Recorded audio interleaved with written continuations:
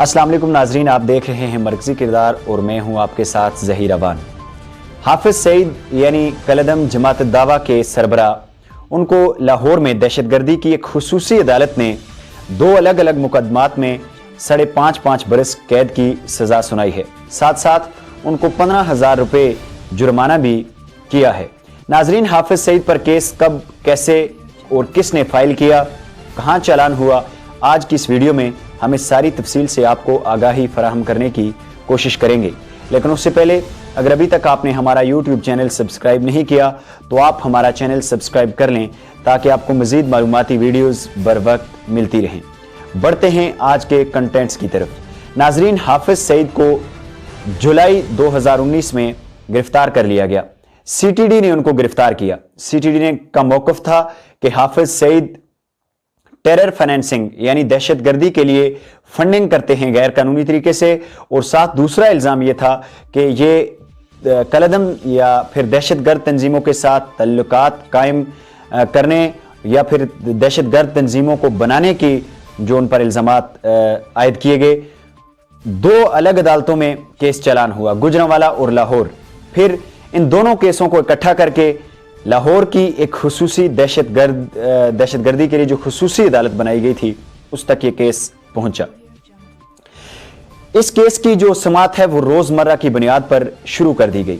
ये केस आप हिसाब लगा लें कि जुलाई 2019 से अब आके फरवरी 2020 यानी मुख्तसर वक्त में आगे बढ़ा और इसका फैसला भी सुना दिया गया।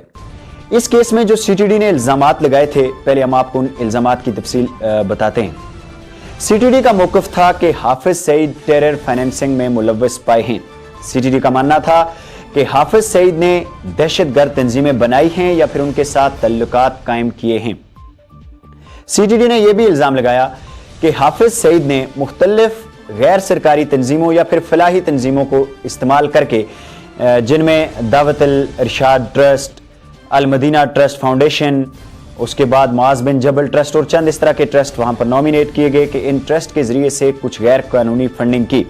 उस फंडिंग से हाफिज सईद और उनके साथियों ने असासाजात बनवाए और फिर उन असासाजात की मदद से मजीद टेरर फाइनेंसिंग की।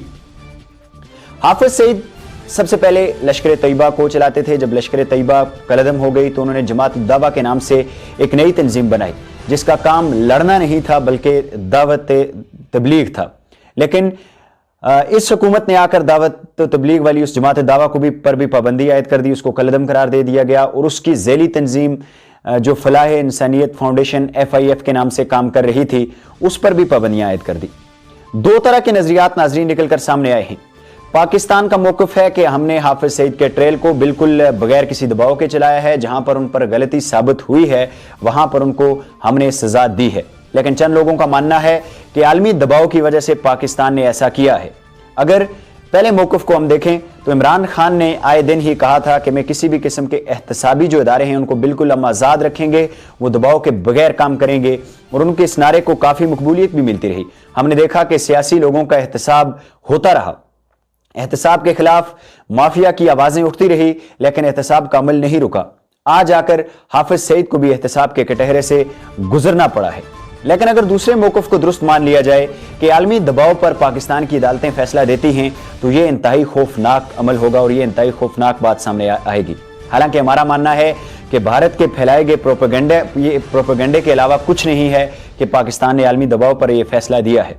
लेकिन एक एतबार से जब FATF की मीटिंग 16 फरवरी को होनी है तो उससे बिल्कुल पहले ही हाफिज सईद के मुतल्लिक ये फैसला आ जाना यकीनन पाकिस्तान के मौक़िफ़ की तायीद जरूर करेगा कि पाकिस्तान के अंदर दहशतगर्दों को लगाम देने के लिए या फिर दहशतगर्दी को कंट्रोल करने के लिए जो इक़दामात किए हैं वो काफ़ी हैं, या फिर पाकिस्तान वहां पर यह बात कर सकता है कि देखें हमने हाफिज सईद को भी सज़ा दे दी है, इसका मतलब है हम दहशतगर्दी के खिलाफ खड़े हैं और हम दहशतगर्दी के खिलाफ लड़ रहे हैं। शायद ये फैसला कहीं ना कहीं पाकिस्तान को ग्रे लिस्ट से निकालने के लिए कारगर साबित हो सके या फिर ब्लैक लिस्ट से जो पाकिस्तान जाने के खतरात बढ़ रहे हैं वहां से उन खतरात में कमी ला सके। मजीद क्या होता है उस पर हम नजर बनाए रखेंगे। आप हमारे साथ जुड़े रहिए, आप देखते रहिए मरकजी किरदार। हम फिर हाजिर होंगे। अल्लाह हाफ़िज़।